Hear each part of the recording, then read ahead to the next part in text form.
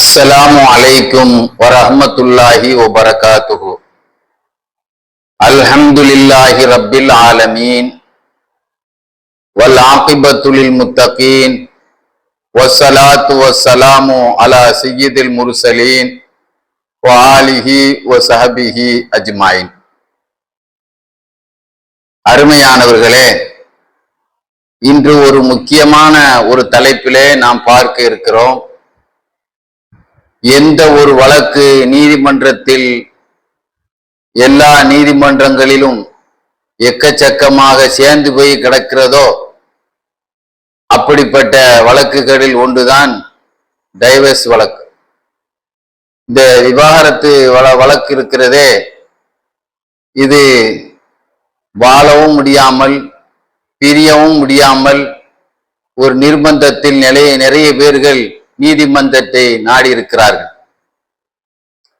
நபிகள் நாயகம் ஸல்லல்லாஹு அலைஹி வஸல்லம் அவர்களுடைய திருமணங்கள், அவர்களுக்கு நிச்சயிக்கப்பட்ட அந்த மனைவிமார்களுடைய பெயர்கள் எல்லாம் பார்த்தீங்கன்னா ஒரு 30க்கும் மேற்பட்ட பெண் பேசப்பட்டது, பெண் கேட்கப்பட்டது என்றெல்லாம் பார்த்தால் ஒரு 30க்கும் மேற்பட்ட பெயர்கள் எழுதப்பட்டிருக்கும். ரசூலுல்லாஹ்வுடைய திருமணம் 10க்கும் மேற்பட்ட திருமணம் நடந்தாலும் சில பேர்கள் ரசூல் ஸல்லல்லாஹு அலைஹி வஸல்லம் அவங்கள விட்டும் பிரிஞ்சிட்டாங்க. அவங்களோட வாழ்க்கை நடத்தல. சில காரணங்களுக்காக, சில நிர்பந்த சூழ்நிலைக்காக வேண்டி சில பேரை ரசூலுல்லாஹ் தலாக்கும் சொன்னாங்க.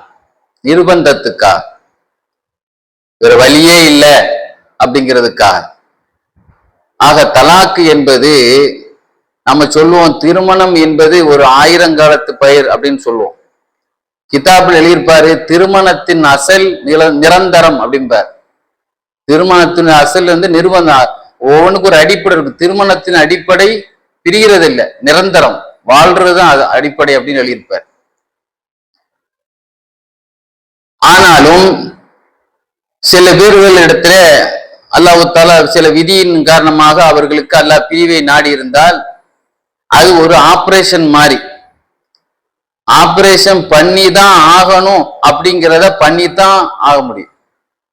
அதை வச்சுட்டு என்ன செய்ய முடியாது, நம்மளால சமாளிக்க முடியாது. சில மாத்திரை போட்டு கரைச்சிடலாம், ஒப்பேத்திடலாம் அப்படிங்கிறத என்ன செய்யலாம், டாக்டர் பரவாயில்ல ஒப்பேத்திக்கங்கப்பா. அது மாதிரி சில விஷயங்களை பேசி தீர்த்து ஒரு மாதிரியாக பஞ்சாயத்து பண்ணி ஒப்பேத்திடலாம்னா ஒப்பேத்திடலாம். இல்ல வழியே இல்லை அப்படிங்கும் போதுதான் அந்த ஆபரேஷன் எப்படி நம்ம நிர்பந்தமா கத்தி வைக்கிறோமோ அதே மாதிரி அங்க தலாக்குங்கிற கத்தியை வைக்க வேண்டியது ஒரு ஆபரேஷன் மாதிரி தான் அல்லாஹ் பயன்படுத்த சொல்லியிருக்கிறானே தவிர, அது கல்யாணம் அல்லாஹ் தலாக்குன்னு சொல்லி சொல்லப்பட்டிருக்கு அப்படின்னு சொல்லி முத்தலாக்குன்னு சொல்லலாம் சொல்லப்பட்டிருக்கெல்லாம் அதை இஸ்லாத்தின் மீது தப்பாக திரிக்கப்பட்டிருக்கிறது. ரசூல் ஸல்லல்லாஹு அலைஹி வஸல்லம் அவங்களுடைய காலத்துல நமக்கு ஒரு அதாவது தலாக்குடைய விஷயத்துல நமக்கு இமாம்கள் அழகான நடைமுறையை சொல்லி தந்திருக்கிறாங்க. சுன்னத்தான தலாக்கு இருக்கு, வாஜிபான தலாக்கு இருக்கு, ஹராமான தலாக்கு இருக்கு. இப்படி நமக்கு பிரிச்சிருக்கிறாங்க. மாதவிடாய் நேரத்துல தலாக்கு சொல்றது மார்க்கத்துல தடுக்கப்பட்டிருக்கு. அந்த சமயத்திலே அவர்களே ரொம்ப மன உளைச்சலையும் மன கவலையிலும் உடல் ரீதியான பலகீனத்தில் இருக்க நேரத்தில் மேற்கொண்டும் அவர்களுக்கு மன உளைச்சலை ஏற்படுத்துற மாதிரி சொல்லக்கூடாது, ஹராம் என்று அப்துல்லா இப்னு உமர் ரலியல்லாஹு மனைவியை தலாக் சொன்ன பொழுது மீட்ட சொன்னாங்க ஸல்லல்லாஹு அலைஹி வஸல்லம். சுத்தமா இருக்கும்போது சொல்ல சொன்னாங்க. அதுவும் இஸ்லாத்திலே சுன்னத்தான தலாக்குங்கிறது 3ஆக பிரிச்சு ஒவ்வொரு தடவையும் சுத்தத்திலே என்ன செய்யணும் சொல்ல சொன்னாங்க. ஏன்னா அந்த ஒரு மாச பிரிவுல அந்த மனித மனசு மாறி தன்னுடைய மனைவியோடு பிரிஞ்சு இருக்கிறதுக்கு இவ்வளவு காலம் சேர்ந்து இருந்தவங்க ஒரு மாசத்துல பிரிஞ்சு இருக்கும்போது அவங்களுக்கு என்ன செய்யல, நம்ம தான் கொஞ்சம் அவசரப்பட்டுட்டோமோ. இன்னைக்கு எத்தனையோ விவாத அரங்குகள், கணவன் மனைவிகள், தலாக்கு சொல்லப்பட்ட முன்னாள் கணவன் மனைவிகளை வச்சு அரங்க நடத்துறான் இப்ப டிவில. அப்போ அவங்களே தன்னுடைய கருத்தை சொல்றாங்க, நான் கொஞ்சம் ஓவரா தான் போயிட்டேன், அந்த நேரத்துல கொஞ்சம் விட்டு கொடுத்து போயிருக்கலாம், கொஞ்சம் அவசரப்பட்டுட்டேன் அப்படின்னு அவங்களே பேசுறாங்க. இந்த மாதிரி பின்னால் அவங்க யோசிக்கணும் என்பதனாலதான் அல்லாஹ்வுடைய ரசூல் நமக்கு ஒரு மாசம் விட்டு என்ன செய்யுங்க சொல்லுங்க. அப்ப அந்த ஒரு மாசத்திலேயே ஒரு மனமாற்றம் வரும்போது என்ன செய்தரலாம், நம்ம அது ஒன்னோடு சேர்த்துக்கலாம் அப்படிங்கிறதுக்கு தான் 2வது ஒரு மாசம் 3வது மாதம் 3 மாசத்துலயும் இவங்களோடு சேர முடியாதுன்னு போதுதான் நம்ம 3வது சொல்ல வேண்டிய நிர்பந்தத்துக்கு அல்லாப்பும் அது ஒரு அழகான ஒரு சுன்னத்தான தலாக். அது மாதிரி நமக்கு கட்டாயமான தலாக்கு ஒன்று இருக்கு. அந்த பெண்ணோடு வாழ்க்கையே நடத்த முடியாது, அந்த பெண்ணு இல்லறத்துக்குண்டான அந்த தகுதி உள்ளவளாகவே இல்லை. இன்னைக்கு எத்தனையோ ஆப்ரேஷன் பண்ண வேண்டிய டெக்னாலஜி எல்லாம் வந்துருச்சு. ஆனா அந்த காலகட்டத்துல ஒரு பெண்ணோடு இல்லறம் நடத்த முடியாத அளவுக்கு அந்த பகுதிகளில் எலும்புகளோ சதைகளோ வளர்ந்து அந்த பெண்ணோடு இவன் இல்லற தொடர்பு வைக்க முடியாத போது அவரை தலாக் சொல்ல வேண்டிய நிர்பந்தத்துக்கு அவன் ஆளாகிறான். இன்னைக்கு அதுக்கு உண்டான வாய்ப்புகள் இல்லை. எந்த பிரச்சனை இருந்தாலும் அதை ஆபரேஷன் மூலமா சரி செய்யக்கூடிய நிர்பந்தங்கள் வந்துருச்சு. ஆக அந்த மாதிரி ஒரு வாழ்க்கையே நடத்த முடியாது, அதுக்கு தகுந்தவளா இல்லை ஓந்தவளா இல்லைன்னா அப்ப கட்டாயமா நீ கெட்டிட்ட நீ வாழ்ந்துதான் ஆகணும்னு கட்டாயப்படுத்த முடியாது. அப்ப தலாக்கு சொல்லியே ஆகணும் அந்த மாதிரி நேரத்துல. இல்லைன்னா இவன் என்ன செய்வான், விபச்சாரத்துக்கு போயிடுவான். இவன் தன்னுடைய நப்சை கட்டுப்படுத்த முடியாம என்ன செய்வான், விபச்சாரத்துக்கு போயிடுவான். அதனால இந்த மாதிரி நேரத்துல இவன் இந்த பெண்ணை தலாக்கு சொல்லிட்டா இன்னொரு இடத்த ஏன்னா இந்த பெண்ணோட வாழ்க்கை நடத்துக்கு உண்டான அந்த தகுதியிலையும் அந்த பெண் இல்லாத பொழுது, ஏன்னா சில இடத்துல சில பிரச்சனை வருது, அந்த பெண்ணு வயசுக்கே வராத பெண்களை ஒரு மாதிரியா போய் சொல்லி திருமணம் முடிச்சு வச்சிடறாங்க, அப்புறம் விவகாரத்தாகுது. அப்ப இந்த மாதிரி நேரத்துல கட்டாயமா தலாக்கு சொல்லணும்னு நமக்கு என்ன செய்யப்பட்டிருக்கு, சொல்லப்பட்டிருக்கு. இந்த சுன்னத்தான தலாக்குன்னு சொன்னா தாய் தந்தையருடைய விருப்பத்தின்படி சொல்றது. இப்ராஹிம் அலை இஸ்லாத்தை பத்தி எழுதுறாங்க ஹதீஸ்ல, புகாரி ஷரீஃப்ல வருது. இஸ்மாயில் அலை இஸ்லாத்தை இப்ராஹிம் அலை இஸ்லாம் பார்க்க வந்தாங்க. பார்க்க வந்த பொழுது என் மகனை எங்கேன்னு கேட்டாங்க. ஒழுங்கான முறையில மரியாதையே கொடுக்கல, நீங்க யாரும் விசாரிக்கவும் இல்லை. வந்தவுடனே சொன்னாங்க வாசப்படியை மாத்தணுமான்னு சொல்லிருன்னு சொல்லிட்டு போயிட்டாங்க. வந்த உடனே அந்த விஷயத்த சொன்ன பொழுது நீங்க வாப்பாவுக்கு உள்ள மரியாதை நீ கொடுக்கல, அதனாலதான் நீ தலாக்கு சொல்ல சொன்னாங்கன்னு தலாக்கு சொன்னாங்க. அடுத்து வரும் பொழுது அந்த பெண் இப்ராஹிம் அலி இஸ்லாத்துக்கு காலையெல்லாம் கழுவி விட்டுச்சான். அந்த 2வது வரும்போது இந்த வாசப்படியை தரிப்படுத்த சொல்லுன்னு சொன்னாங்களாம். அதனால தாய் தந்தையை சொல்றது சுன்னத்தான் தலாக்குன்னு வச்சு நம்ம இப்படி சொல்லிடக்கூடாது. அந்த மாதிரி ஒரு அல்லாவை பயந்த தாய் தோப்பனா இருக்கணும். சும்மா தேவையில்லாம இந்த பொண்ணை அறுத்து விடுன்னு சொல்லி பேர் சுயநலத்துக்காக ஏதோ இன்னைக்கு பேப்பர்ல ஒரு செய்தி, ஒரு பெரிய கோடீஸ்வரர் திருமணம் நடந்தது, ஒரு வாரம் 10 நாள்லயே அந்த பெண்ணை கொலை பண்ணி போட்டாங்க. அந்த மாதிரி ஒரு பிரச்சனை எல்லாம் நடந்திருக்கு. இந்த மாதிரி வரத்தட்சணை கொடுமை என்பது அந்த மாதிரி கொடுமைப்படுத்தக்கூடிய இந்த காலகட்டத்தில் உள்ள தாய் தோப்பனுக்கெல்லாம் இந்த சுண்ணத்துங்கிறது பொருந்தாது. அது அல்லாஹ் பயப்படுற தாயத்தோப்பன் நபிமார்கள் மாதிரி இறைநேசர்கள் அவங்களுக்கு தான் அது சுண்ணத்தான். தாய் தோப்பன் சொன்னா தலாக் சொல்லிட வேண்டியதான் அப்படின்னு சொல்லி இன்னைக்கு எதிராக செயல்படவங்களுக்கு இந்த இஸ்லாம் இந்த சட்டத்தை சொல்லாது. இப்படி பார்க்கும் பொழுது ரசூல்லா காலத்துல ஒரு மனிதர் என்ன செய்தாரு, 3 தலாக்கை மொத்தமா சொல்லிட்டாரு. ரசூல்லா எந்த அளவு கோவப்பட்டாங்கன்னா, அல்லாவுடைய சட்டத்துல அல்லாவுடைய வேதத்துல விளையாடுறான் அவன், நான் இருக்கும் போதே, நான் அவங்க முன்னால இருக்கும் போதே, நான் ஹயாத்தா இருக்கும் போதே அல்லாவுடைய வேதத்துல விளையாடுறான் அவன் அப்படின்னு கடுமையா கோவப்பட்டாங்க ஸல்லல்லாஹு அலைஹி வஸல்லம். ஆக அந்த அளவிற்கு இதை கேட்டவொன்னு ஒரு சஹாபி கேட்டார், நபி அவன் தலையை எடுத்துட்டான் தான் நாயமே அப்படின்னு கேட்டார். ஆக தலாக்கு என்பது எந்த அளவுக்கு இன்னைக்கு ஊர் பிரச்சனையை எடுத்துக்கிட்டா ஊர்க்காரங்க முடிஞ்ச அளவு சேர்த்து வைக்கத்தான் பார்ப்பாங்க. சொல்லுவாங்க நாங்க சேர்த்து வைக்கத்தான் வருவோம், பிரிச்சு வைக்கணும் எங்களை கூப்பிடாதீங்க அப்படின்னு சொல்லுவாங்க. அப்ப அந்த அளவுக்கு இஸ்லாம் அந்த காலத்துல இமாம்கள் அதுதான் செய்தாங்க. அந்த காலத்துல எல்லாம் வித்தியாசமான முறையில வாய்க்கு வந்தபடி உளர்ற மாதிரி எல்லாம் தலாக்கு சொல்லிடுவான். சொல்லிட்டு நான் இப்படி சொல்லிட்டேன் என்ன செய்யறது அப்படின்னு சொல்லி இமாம்கள்கிட்ட நிற்கும் போது அதுக்குண்டான அந்த தன்னுடைய ஞானத்தை வச்சு பயன்படுத்தி அவங்களை சேர்த்து வச்சாங்க.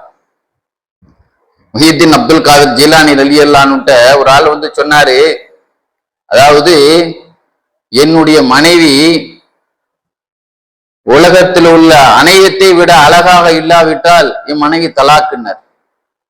உலகத்துல உள்ள அனைத்தையும் விட அழகாக இல்லாவிட்டால் என் மனைவி தலாக்குன்னு சொல்லிவிட்டார். இவன் உலகத்தில் உள்ள எல்லாத்தையும் விட அழகா இருக்கிறோம்னா சொர்க்கத்து ஊர்லி பெண்கள் தான் அழகா இருப்பாங்க. உலகத்தில் உள்ள பொம்பளைங்க இருப்பாங்களா? அப்ப ஆட்டோமேட்டிக்கா தலாக் ஆகிருக்கு சொல்லிட்டாரு. அப்ப கேட்டாரு ரசூலுல்லா, முஹியுத்தீன் அப்துல் காதர் ஜீலானி அவங்கள்ட்ட கேட்டார். அவங்க சொன்னாங்க உனக்கு தலாக் உண்டாகாது, நீ மனைவியோடு சேர்ந்து வாழுன்னாங்க. ஏன்னா அல்லாஹ் குர்ஆன் ஷரீஃப்ல சொல்லும்போது அல்லாஹ் சொல்றான், லகத் ஹலக்னல் இன்சான ஃபீ அஹ்ஸனி தக்வீம், மனிதனை அழகான தோற்றத்துல படைச்சாங்கிறான் அல்லாஹ். உலகத்திலேயே பெரிய அழகான படைப்பு மனுஷன் தான். அதுக்கு மேல அல்லாஹ்வுடைய கலாம் ஷெரீப் கருத்துப்படி உலகத்துல அதை விட அழகான படைப்பு எதுவும் கிடையாது. அதனால உன் மனைவியோட மனைவி தான் மனிதன் தான் அழகத்துல அழகான படைப்பு, நட்சத்திரம் இதுல எல்லாமே அதுக்கு கீழே தான் அப்படின்னு சொல்லி சேர்ந்து வாழுன்னு சொன்னாங்க.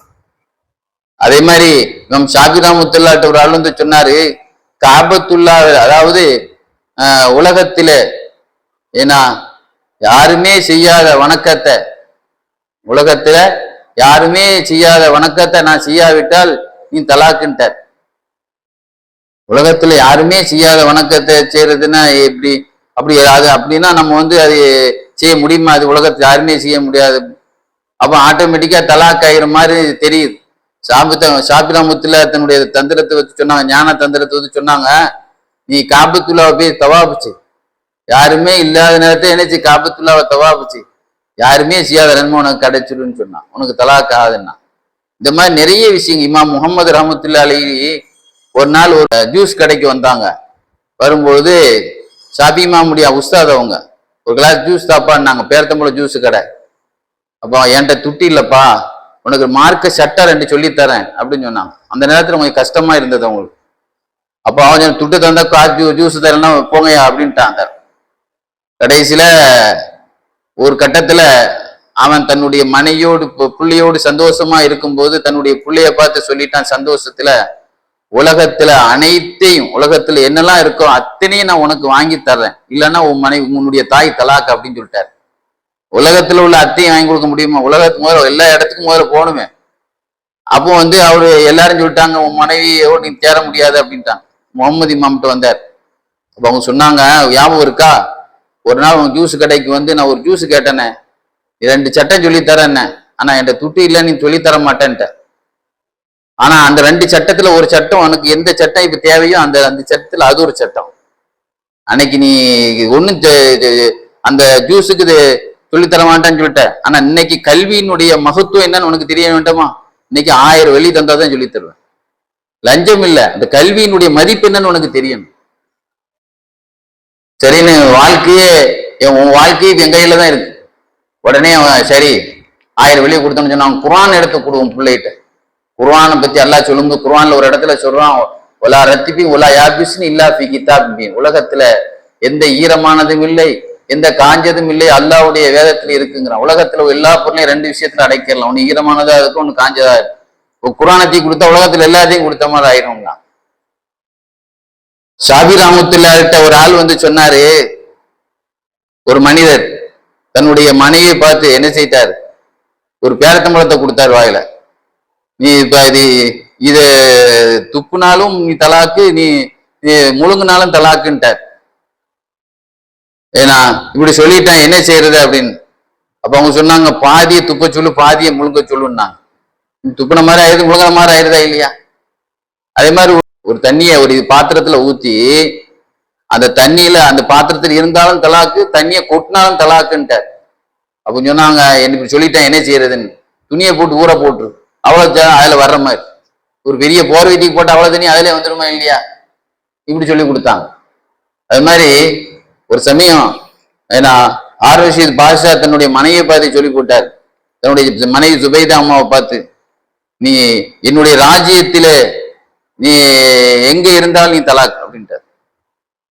என் ராஜ்யத்திலே எங்க இருந்தாலும் தலாக் அப்படின்ட்டார். எப்படி வந்து இமாம்கள்ட்ட வந்து கேட்டார்.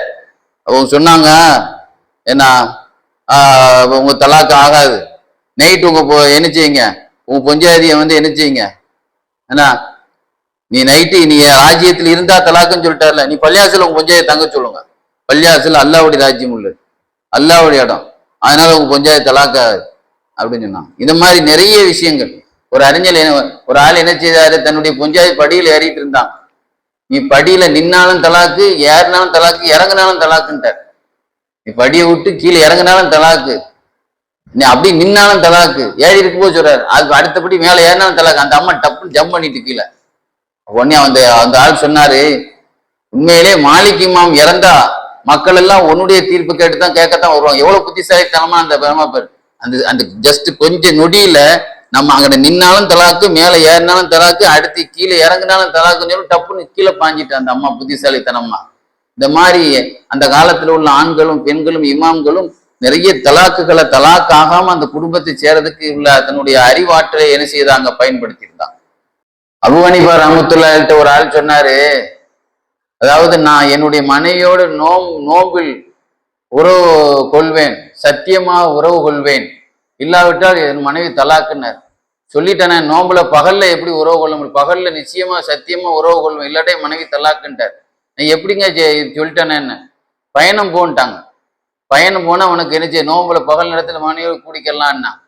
இது மாதிரி இமாம்களுடைய அருள், அந்த கல்வி உலமாக்கள் நமக்கெல்லாம் ரஹ்மத்தாக இருந்து எத்தனையோ குடும்பத்துக்கு இந்த தலாக்கு பிரச்சனையை தலாக்கு இல்லாம காப்பாத்திருக்கிறாங்க. அந்த இமாம்களுக்கு நாம் நன்றி உள்ளவர்களாக துவா செய்தவர்களாக அல்லாஹ் நம்மை ஆக்குவானாக.